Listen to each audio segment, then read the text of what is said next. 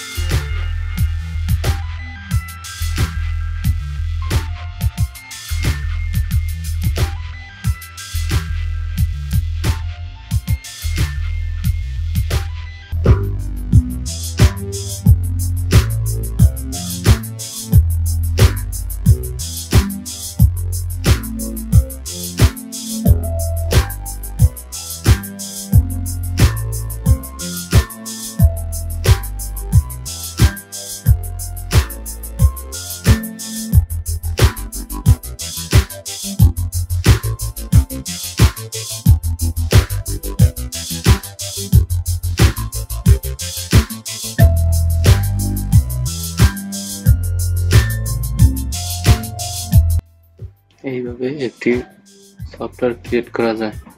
এটাই হলো software create করার সহজ উপায়, যেখানে এআই ব্যবহার করে তৈরি করা।